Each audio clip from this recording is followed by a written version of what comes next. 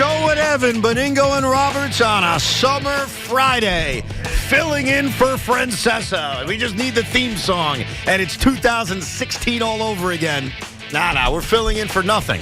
There'll be a new show launching on July 24th. Very excited to get started, but very excited to be working with my guy, Joe B. What's up, bro? I'm struggling to to get my headphones on right now. It's okay. Hang in there. You have brought the Mets luck. You know what? I completely concur with that. I thought when we were going to do shows together, it was just going to be misery. This team's terrible. They're awful. Let's sell this guy. Let's sell that guy. And somehow they sweep a first-place team. They give Met fans an easy Thursday night where you could have went to sleep early. Yep. And I'm not, excited that they're going to make the playoffs by any stretch. I'm still very concerned. But at least for a few days, there have been smiles on our faces watching the New York Mets win baseball games. Well, I'll tell you one thing, and this is the thing that sticks out to me the most with this, watching him last night, is that what we have with this young catcher that we have now. Because this kid, to me, is the real deal. Because not only have we seen, he's got a flair for the dramatic, when he hits home runs. Hits another home run last night, drove in 3 runs. But how good is this kid defensively? Incredible defensively. And that was the thing we were told was his biggest deficiency. Right. We had heard from Met brass, unnamed Met sources, well, he's got to improve his defense. Either he's made incredible improvements in a short period of time, or the New York Mets have no idea how to evaluate their own guys. Take your pick. But it's also impressive the compliments that are coming. I noticed something the other day, and we may not care about Trevor May, but Trevor May is a former Met. He has no reason to go out of his way to compliment Francisco Alvarez. Former outstanding relief pitcher. Right. He goes One out of many. And talks about this is no surprise because of how hard he works. And you hear that a lot about Alvarez. So he's working hard. He went through a little bit of a slump for almost a month. He was 4 for 34 at one point. He went 3.5 weeks without a home run. And then he has this barrage against Arizona. And I thought he showed great poise when he got drilled on purpose last night. And he did. Let's not beat around the bush. No, he got hit on purpose. Oh, there's no question. And he did a little step to the mouth, a little death stare, which is okay at Jose Ruiz. And then he walks to first base and after the game says, they can hit me if they want. Maybe they should try to get me out.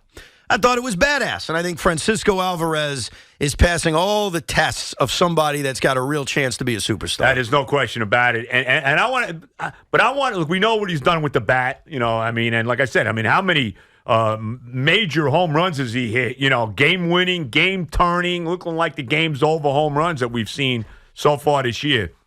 But he made 2 defensive plays in this series against Arizona. He made one the other night on a strikeout that was a wild pitch, and he basically, kind of, I don't know how to explain it, just kind of kneels his way to the backstop, gets the ball, pounces up, and throws to first to get the guy. Yep. It was a crazy play. Yep. And then last night, and I know he's been working with, what's his name, Glenn Sherlock on these pop-ups because he wasn't taking his mask off. Yep. Last night there's a pop-up that's going almost to the rail. He gets the mask off, and he makes the play right before the rail. I'm like, well, that's a pretty nice play. Not only was that a great play, I could actually argue even in a blowout it was a significant play because Carlos Carrasco walked the first batter he faced. Oh, that's right. And this was the second batter he was facing. That's right. You're right. That's and right. And he picked the guy off to get out of the inning. He eventually did. If Alvarez doesn't make that play, who the hell knows? Maybe you can tell Marte it's a 2-run home run. Right. We have no idea. Right. Because after that, Carlos Carrasco was just utterly dominant, which is stunning. And I heard what you were saying yesterday. He stinks. He's terrible. Well, yeah. Well, because you've been right. He has been terrible. What has he been any good? No. I'm still mad at Buck for taking him out after 4 innings in that Philadelphia disaster a couple weeks ago. Well, I think last night's an indicator that Buck doesn't have to rush to get him out of a game. Right. Because last night he wasn't only facing guys 3 times around. You could have had him face that lineup 4 times around, and he would have completed the game. He was efficient. He was getting weak ground balls to second base. And the story Gary Cohen told last night was insane, that Carlos Carrasco watched an Instagram video of Pablo Lopez. Remember Pablo Lopez pitched for the Marlins, was traded to Minnesota. The Mets always beat Pablo Lopez up. Like, he's one of those guys the Mets I don't remember him own. well, but okay. Apparently, Carlos Carrasco watched a video of Pablo Lopez and the way he grips his slider. And Carlos was like, oh, that's fascinating. I should try that. And in his last 2 starts, he's imitated the grip of Pablo Lopez, and nobody can hit his slider. So thank you, Pablo Lopez. So it was a good night for the Mets. They win 9-0. By the way, first time since 2015, the year they won the pennant, that they've had back-to-back 8 innings out of their starter. That's crazy. I read that last night. Sarah Langs tweeted that, and she always has great facts on social media. That is mind-boggling. Yep. Because even though we live in a world in which starters don't go deep into games, you would think by accident the Mets, who have had some pretty good starters over the last 5-6 years, would accidentally get back-to-back 8-inning You would think so, right. And they get it from rookie Kodai Senga, who's up and down. You never know what you're going to get from him, even though overall he's had a good year. He has. And then Carlos Carrasco, who a few starts ago, Bucks rushing to take him out of a game after 4 innings. And those are the guys that give you the back-to-back 8-inning performance. So it was a great series against Arizona. They still have a long way to go. They still have created a monstrous hole for themselves where they got 3 games against San Diego. They got to find a way to win 2 out of 3. That's it. When they come home and face the Dodgers next week, they got to win 2 out of 3. Like, this is a nice run, and I'm happy and I'm excited, but they have still created such a crater that this win streak that they're on can't stop now. No. And they got to keep going. And let's be honest, they need the $43 million guy. And he's pitched better. He pitched a good – last time out, he pitched well, 7 innings, and could give up only 1 run. Time before that, he had 5 innings and no runs, but he threw a million pitches, only 5 innings. They need him for $43 million, $43 million a year to come out tonight in a big game and shut San Diego down. Absolutely. Absolutely. Give me 7 tonight. Give me another 8 tonight. How about that, Justin? Let's do it. No doubt. He's paid a lot of money to give you big-time performances, and so far, like the big-time performance I think of with Verlander that still bothers me is blowing the game against the Braves, the finale of that 3-game series. And that series in Atlanta, I know you could look at the series against the Blue Jays where they got swept at home. That game. He got destroyed. He got destroyed. He got lit up. That was a 13-10 game. Yeah, that was a game in which the Mets led 10-6. Right. Alvarez hit, I think, 2 home runs in that game, too. Yeah. And that game was really the beginning of the horrific June that this team had. But what a difference good starting pitching makes. Because that's always been their biggest problem this year, has been the starting pitching. Well, their record's off the charts when the starter goes 6. I think they're 25-4. Yeah, the problem is they don't get it enough. No, of course. Now, they've been getting it recently, and they're hot, but they got to keep going. They're still in this big hole at 5 games under 500, 6.5 games out of first place. They still got a long way to go. As far as the Yankees are concerned, I think the most stunning thing that's happened this season, to me, now maybe you're not stunned by this, maybe Big Mac's not stunned by this, maybe every Yankee fan says, Evan, you're an idiot. I genuinely thought that Luis Severino was going to have a monster season. And I'll give you the reasons why. Number one, when Luis Severino pitches, he's good. That's a fact. Or at least, let me rephrase that. That was a fact. Like in 2022 last year when he made his 19 starts, he was damn good. When he pitched in 2019, it was brief. He was good. When he pitched in 2018, he was good. When he pitched in 2017, he was good. The problem has been he's never healthy. But when Luis Severino pitches, he has been really, really good basically since 2016. You can't find me stretches where Luis Severino is significantly bad. So I figured, okay, I think he's healthy. I think he is. It's a contract year, which I know is right up your alley. Oh, my contract God. year. I know. Boy, oh, boy. He's going against everything I've ever believed when it comes to contract years. And he's healthy. Yeah. And he's atrocious. And this is mind-boggling to me because we haven't seen this Luis Severino since 2016. He has been a guy that when he takes the baseball, as rare as it is, he's good. And over his last 2 starts, I mean, it's unbelievable what's happened in his last 2 starts. 14 runs in 6 2/3, 19 hits. And last night, watching this game, there were no accidents. There were no bloops. There were no bleeders. They hit the crap out of him. And so I start by just saying, I'm stunned this is happening, but it leads to a very difficult question. What the heck are you supposed to do?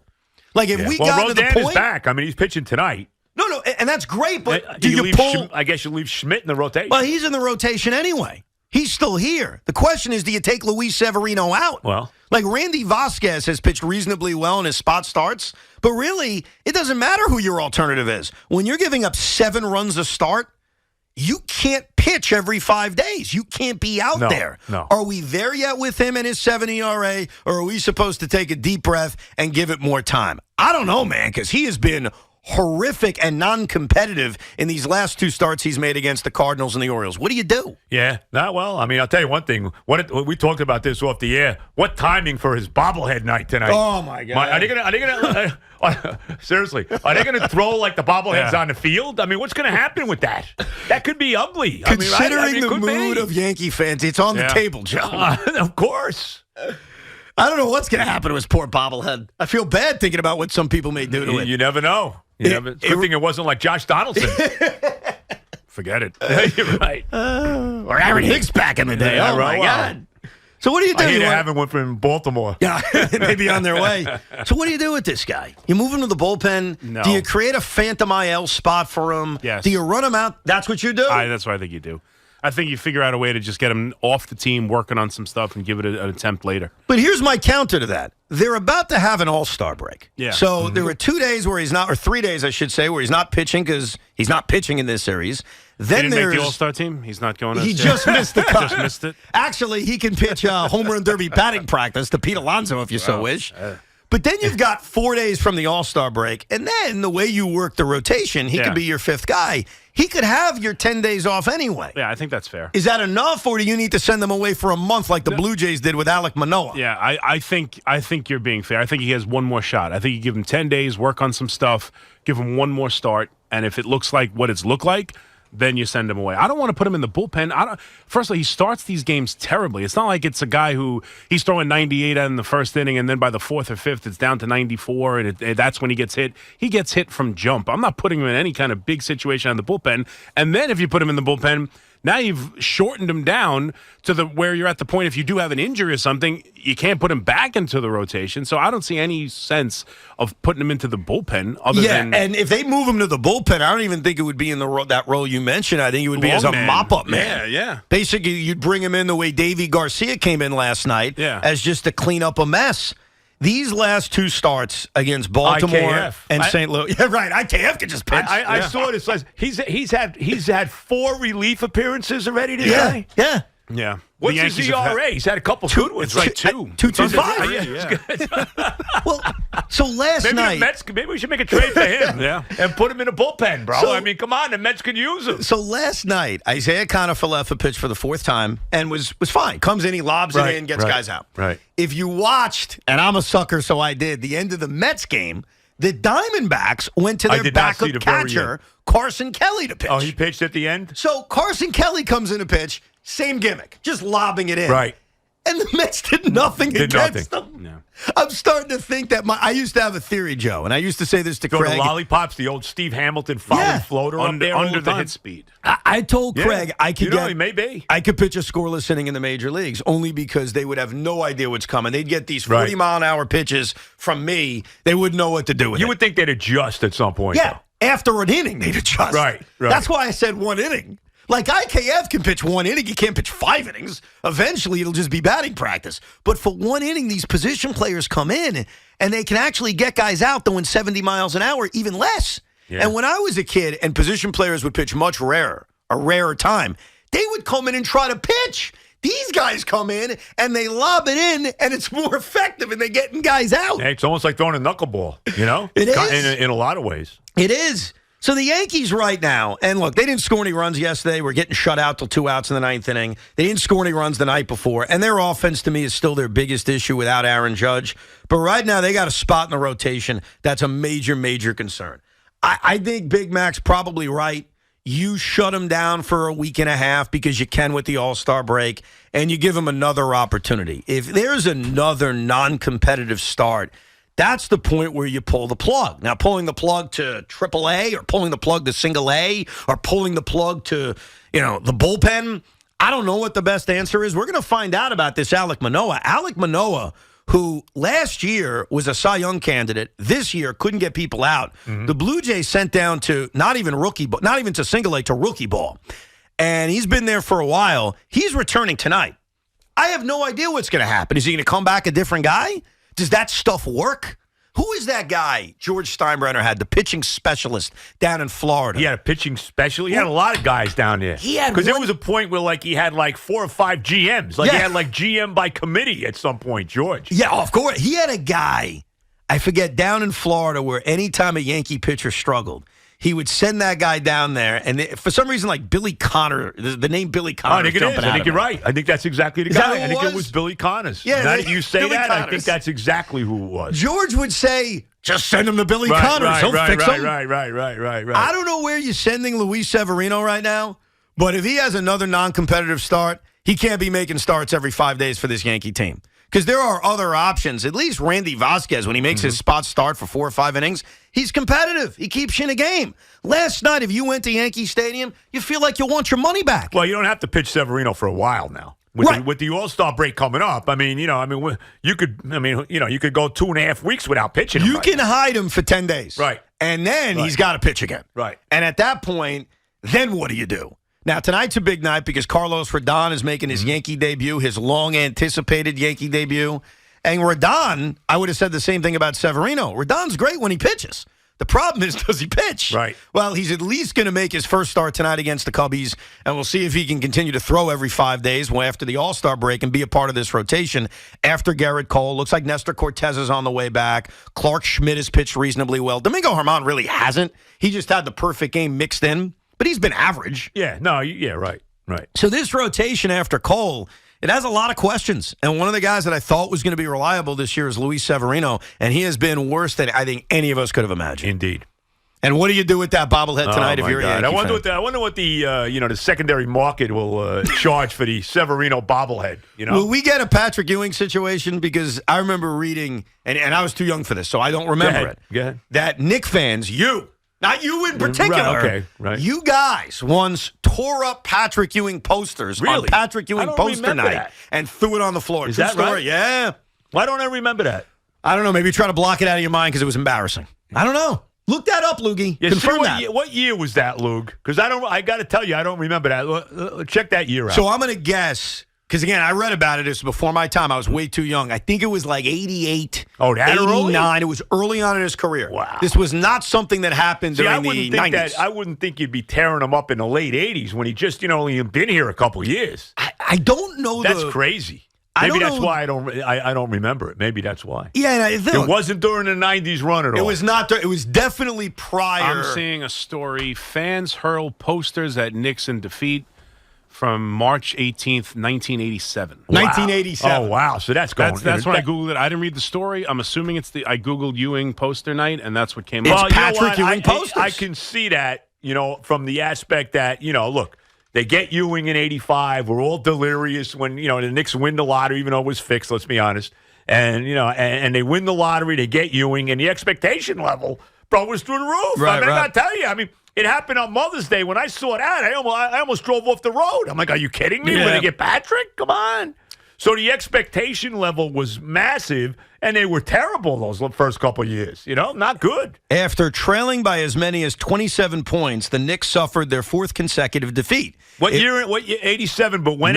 March of 87. Okay, so this is late in the 86-87 season. Yes. It was so rife with ineptitude that many of how about this, 10,241 fans. They only had 10,000 people? Well, they were terrible What back is this, then, a New bro. Jersey Nets game? Bro, they were bad. Remember Bernard was gone now, too. No, but here's that whole disaster. But here's what confuses me. The Knicks have been bad, not now, but they were bad for a while, and the Garden was always sold out. This was prior to that. This is before it became the trendy place to go. 1987, it wasn't, the Celebrity Row hadn't been developed yet. Yes. Let's Very different. Let's be real. It was so rife with ineptitude that many of the 10,000 fans vented their frustration towards the player who was supposed to lead them from oblivion, Patrick Ewing. And enduring one of the worst nights of the year, only 11 points and 3 rebounds in 26 minutes, the second-year center was showered with boos, jeers, and cries for Eddie Wilkins, the Knicks' 12th man. Eddie Lee. In the period, fans began peppering the court with life-size posters of Ewing that they received as a promotion on St. Patrick's Day. One irate fan ran to courtside and ripped his poster to shreds. The public address announcer implored fans to refrain from throwing the posters by claiming that there are 10 excellent athletes on the floor. The predictable reaction ensued. More boos, louder. It was bad. Well, that was a bad time. Look, that's a terrible time in Knick history. And things changed the following year. Pitino came in, took over in 87-88. They actually made the playoffs that year. lost in the first round to Boston. They weren't. I think they won maybe 39 games, but they made the playoffs. And of course, the following year they won their division, the stupid Atlantic Division. They won 52 games. They had that sweep when they had the broom in Philadelphia, if you remember that story, right? Oakley, Jackson, and Patrick with the broom in Philly, a 3-game sweep. Right. And then began the beginning of the pain against Michael Jordan. The pain. Now, also success in that you were there every year, but pain in the result. Well, I understand. Little did I know, when they played the Bulls in the 89 playoffs after they had won that Philly series, and they were favored to win. They had the home court advantage. And, of course, they lost game 1 at home. They've never won a series when they lost game 1 at home. Lost game 1 at home in overtime. And the Bulls went on to win that series in 6. And little did I know, and the Bulls, were not the championship team yet. Little did I know what this was the beginning of a lot of pain. No, I understand. It's funny. We as New York, when we were talking about it the other day with Aaron Hicks, with all the boos he was hearing in the tribute video, we get this bad rap about the way we act. We boo a lot now, maybe more than ever. Right. I cannot imagine a scenario like the one I just painted. Like tonight, as bad as Yankee fans are down on Severino, they're not like going to take his head off the bobblehead. You don't think so? No. You don't think that's a possibility at all? No. I think it's Chris, possible. you think that's a possibility that somebody might rip the head off the bobblehead and chuck it on the field? Yes, that's a possibility. Yeah, of course it is. Of course it is. Yeah. You don't think so? No. Yes. I really Loogie, don't. you agree with this, Luke? Of course. I think one person could. I don't think it'll be like a no, mutiny no, against I the don't guy. think it'll be like the Reggie bar when they threw the Reggie bars on I don't the think they'll field. be trudging through heads all over No. the floor, No, but but there'll be a couple. But here's my point. 10,000 people, maybe it wasn't everybody, but enough people were ripping up posters that the PA announcer had to say, hey, that we must got to have still stop. had to be John Condon. It was John Condon, right? yes. Let me tell you, that was a very dark period for the Knicks. Because I'm telling you, when they won Patrick Ewing as a college player was one of the great college players of all time. I mean, people were nuts about getting him. He was going to be the next Bill Russell. We're all like out of our minds with that. We got this guy, and the expectation level was through the roof. No, I understand that. Well, and so I know. I don't remember that, but boy, oh boy, I'm not surprised it happened. I know you don't want to hear this because this offends the senses of any Met fan, and Big Mac won't like to hear this either. But to a lot of Yankee fans, this is a very dark time in Yankee history. No, I get it. They haven't won a bet in a million years. I gave you that stat earlier. How about this? This is all you need to know about how great the Yankees have been. This is the 27th consecutive year that the Yankees go into the All-Star break with a winning record. It's 27 years in a row. It's an incredible stat. They have not finished under 500 through a season since 1992, and it's remarkable. But guess what? It doesn't mean that much because to the Yankee fan, and I understand it, the expectations with this year were not to compete for the third wild card spot. And I think after the last 2 games against the Orioles, it's a reminder. They're not a bad team. Like, I don't think they're a bad team. They're exactly what I thought they were without Aaron Judge. They're a 500 team. And I remember saying that when Judge first went down to Big Mac. I said, as long as he's out, and I don't know how long it's going to be, they're a 500 team, which is enough to survive, enough to tread water, enough to keep close. And then when Judge comes back, you have a chance to be really good. He's that valuable. Of course. Well, he's been gone for, 27, 28 games now in a row? He isn't coming back anytime soon. It doesn't feel that way. And they are what they are, where there are days where you feel real good, like the first 2 wins against Baltimore. We're feisty. We're good. We can win without them. And then these last 2 games are the reminder of, we're not that good. Yeah. They are a 500 team without Aaron Judge. Well, one thing I will say this, and as a guy, and I'm not a Yankee fan, but I look at it from the outside looking in, and I'm saying to myself, but look at this team. I mean, Billy McKinney, Jake Bowers, Isaiah Falefa. These are the guys I'm looking at playing for the Yankees. Right. And it's not Yankee-like, I'll tell you that. You know what, though? You're right about some of the guys that are being forced to play, but my argument with that would be the reason they're struggling, or at least one of the reasons they're struggling, are not those guys. No. They're struggling because DJ LeMahieu looks like a shell of his former self. Right. He's a .219 hitter. No, it's unbelievable. He almost looks finished. He almost looks shot. He does. I know. And at some point, you have to wonder if that's the case. Like Anthony Rizzo, his numbers he hasn't hit a home run in what feels like a year. It's unbelievable. So you're right May, about right? He hasn't hit a home run since May. It's May, yeah. So you're right about some of the fill-ins. I can't deny that. But what about the guys that are supposed to be good? And those are the guys that need to step up. Now, on a night like last night, it wasn't going to make a difference. You give up 14 runs, you're probably not winning. Right, so probably. I don't mean to pick on the offense from last night. It's just in general, as they go into this series against the Cubs over the weekend, they're a 500 team. And the question I have, and I don't know the answer, is when is Judge back and where are the Yankees in the standings when he comes back? Is 500 going to be enough to be hanging on to a third wild card spot? I don't know. And that's the thing I'd fear from a Yankee fan, because I think the Orioles sent a pretty good message the last few days. You know, they lost those first two games, they certainly responded over the last 2 days, pounding out 14 runs and winning the night before. 21 runs in the last two games. Yep. And they're not going away. Orioles are a legitimately good team. They got a good team.